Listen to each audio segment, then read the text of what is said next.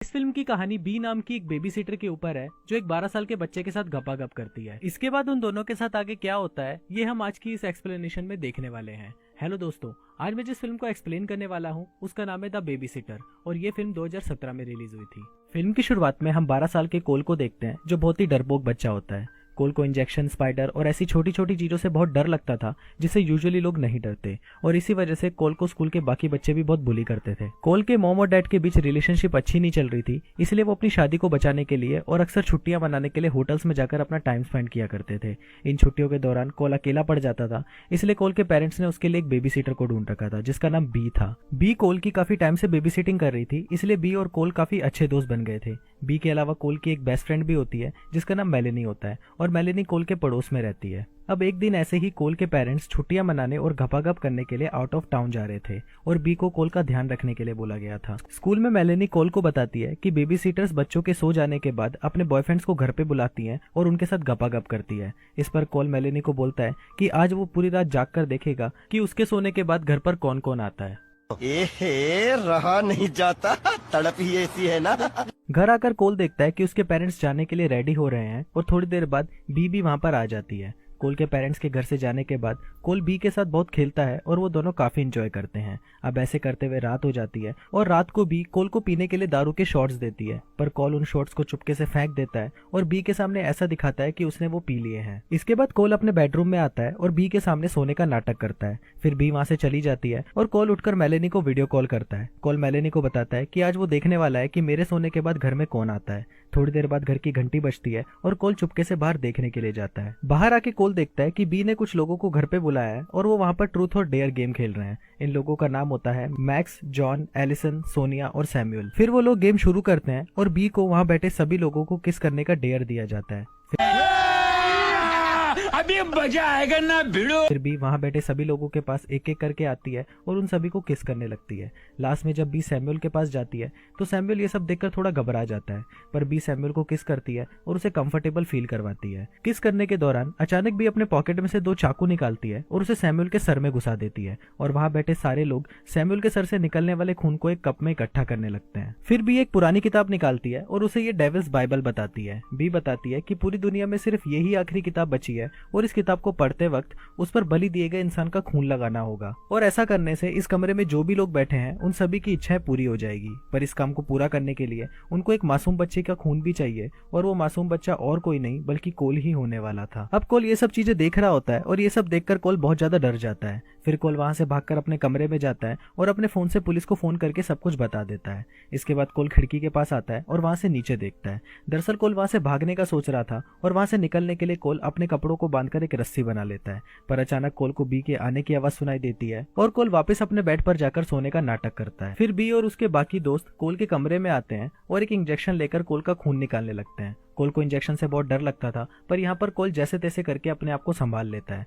फिर भी सबको बताती है कि उसने कोल के शॉट्स में नींद की दवा मिला दी थी जिससे वो 8 घंटों तक सोता रहे। फिर वो सभी लोग वहां से चले जाते हैं और उनके जाते ही कोल अपने बेड से उठता है और वहां से भागने के लिए खिड़की की तरफ जाता है, पर कोल के वहां से भागने से पहले ही बी वहां पर आ जाती है और कोल के खून निकलने की वजह से वो वहीं पर ही बेहोश हो जाता है। थोड़ी देर बाद जब कोल को होश आता है तो वो देखता है कि वो एक कुर्सी से बंधा हुआ है और उसके सामने सभी लोग खड़े हुए हैं। कोल सबको ऐसा दिखाता है कि उसे कुछ पता ही नहीं और वो बी से पूछने लगता है कि ये सब लोग कौन है और तुमने मेरा खून क्यों निकाला। अब बी को भी लगने लगता है कि कोल सच बोल रहा है और उसे सच में कुछ नहीं पता और बी कोल को बोलती है कि हमने तुम्हारा खून साइंस प्रोजेक्ट के लिए निकाला था। इस पर कोल बी को बोलता है कि अगर तुम्हें साइंस प्रोजेक्ट के लिए मेरा खून चाहिए था तो तुम मुझे ऐसे ही बोल देती, मैं तुम्हें खुद ही अपना खून निकाल के दे देता। अब कोल की बातों से बी को पूरा विश्वास हो जाता है कि कोल को कुछ नहीं पता और वो एलिसन को कोल को खोलने के लिए बोलती है। वो लोग कोल को खोलने ही वाले होते हैं कि वहां पर अचानक पुलिस आ जाती है और पुलिस को देखते ही बी समझ जाती है कि कोल ने ही पुलिस को बुलाया होगा। फिर पुलिस घर का दरवाजा तोड़कर अंदर आ जाती है और वहां पर मैक्स एक पुलिस वाले को मार डालता है।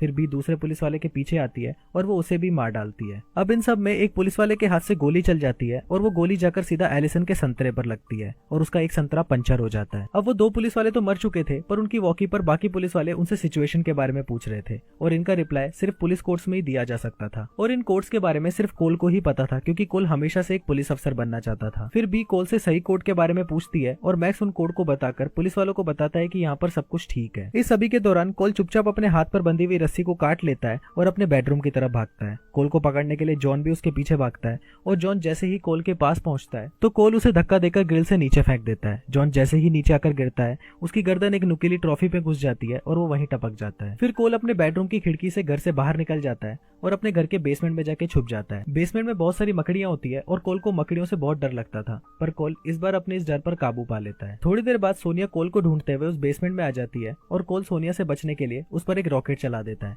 सोनिया उस रॉकेट से बच जाती है और कोल के पीछे उसे मारने के लिए जाती है। कोल जल्दी से भागकर अपने बेसमेंट से बाहर निकलता है और उसके गेट को बंद करके सोनिया को वहीं लॉक कर देता है। फिर कोल एक बग स्प्रे लेकर उससे सोनिया को मारता है और उस स्प्रे और आग के रिएक्शन से उस बेसमेंट में धमाका होता है और सोनिया पूरी तरह जल जाती है। अब इस धमाके की आवाज सुनकर मैक्स कोल के पीछे जाता है और उसे मारने की कोशिश करता है। कोल भागकर एक ट्री हाउस पर चढ़ जाता है और मैक्स कोल को मारने के लिए उसके पीछे ट्री हाउस पर आ जाता है। फिर वो दोनों ट्री हाउस में लड़ाई कर रहे होते हैं और अचानक दोनों का पैर फिसलता है और मैक्स के गले में एक रस्सी बन जाती है और उसे वहीं फांसी लग जाती है। कोल उठकर वहां से भागने की कोशिश करता है, पर तभी वहां पर बी आ जाती है और एक शॉटगन लेकर कोल पर गोलियां चलाना शुरू कर देती है। कोल भागकर अपने पड़ोसी मेलेनी के घर चला जाता है और वो मेलेनी को पुलिस को फोन करने के लिए बोलता है। मेलेनी कोल की बहादुरी देखकर उससे बहुत इंप्रेस हो जाती है और उसे किस भी करती है। फिर कोल मेलेनी को बचाने के लिए उसके घर से निकलकर वापस अपने घर आ जाता है। कोल अपने घर पर आकर देखता है कि उसका घर पूरी तरह साफ सुथरा हो चुका है और वहां पर एलिसन बेहोश पड़ी हुई है। कोल एलिसन को चेक करने के लिए उसके पास जाता है तो तभी एलिसन अचानक होश में आ जाती है और कोल पर हमला करने लगती है।